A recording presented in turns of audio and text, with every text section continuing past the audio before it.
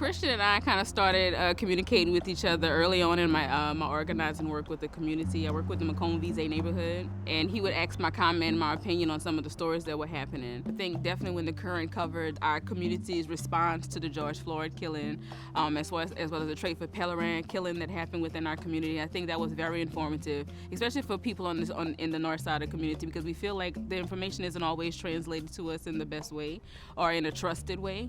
And I think with the Current being able to really spotlight those people who are in the movement, that are doing the work and really bringing their voices to the table, I think really helped to educate the community about what was really happening. So solutions journalism has been a part of our DNA from very early on. The idea that journalism should play a role in evaluating or understanding responses and spotlighting those responses was something that was really important to us. Certainly as you kind of think about the traditional role of media being a convener of people, right? And if you want to give them ideas for how they can improve their world, or just to understand how the world is improving, is really important. And so we've published a lot of solutions journalism over the last 2 to 3 years, and a big piece of our sense of what is valuable about the practice is it can actually be a form of accountability reporting, right? Because we do a lot of investigative type stuff, your watchdog journalism, and we see it as very much aligned with that mission.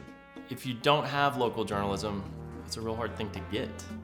You can't just ask for it and have it come to you. And so if you don't invest, if you don't support, if you don't perceive the value and reinforce the value of journalism, you're gonna find yourself in a community with really fractured discourse, with real trouble getting critical mass around any kind of an issue. And we, I think, are especially excited about the possibilities of solutions journalism, because I think, it's pretty obvious that no one wants to hear about the same old problem. They want to hear about what they can do, how they can do it, what that road looks like. And I think that's a harder sell, but I think that's why our foundation and other local partners are really embracing the concept and trying to get behind it and see what it can do for our community. The most instructive case that I saw where I felt like, hey, our work really did something there, and I connected it to solutions journalism, was kind of early in the pandemic. Lafayette, like a lot of communities, was starting to get money from the federal government. And one of the bits that they got was, some funding that could be used essentially for housing or for other social service type activities. And we published some stories looking at how other communities in the state were actually using their money. There was something really powerful about the idea that this kind of reporting, looking at how other communities were dealing with this problem and then making a direct comparison with how Lafayette was dealing with the problem, actually affected a change, right? And so Lafayette, from that point, actually reallocated some of that money to go direct to housing services. And I think a form of impact that we only got to by way of working a solutions framework. Everybody wants to be able to trust the news, right? And everybody, I think, would say, most people get their news from Facebook. They're scrolling on some kind of social media platform. But I think it really is important because it's, like I said, it's local coverage. It's from local artists, local writers from within our community, and a local voice. Oftentimes, people want to get involved in their communities, right?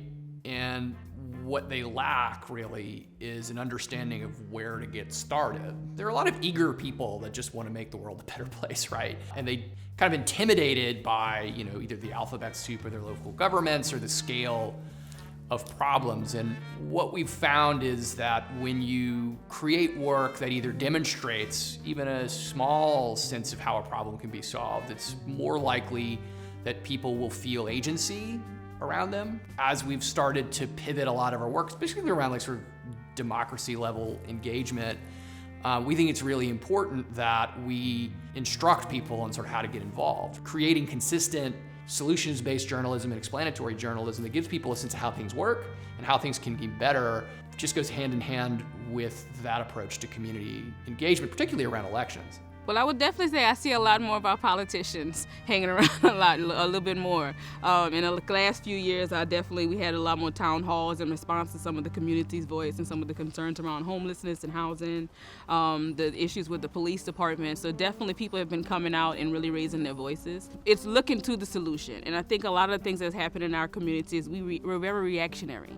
And usually when the news happens, you have the television camera show up, it's reacting to something, right? A camera, a gunshot. shot or a car accident or a house burning. But it's never really like thinking about, okay, this is where we are right now, in this time frame within our community, and where could we go if we all just made a different decision, or if we all just knew a little bit more about what the topic is that we're discussing.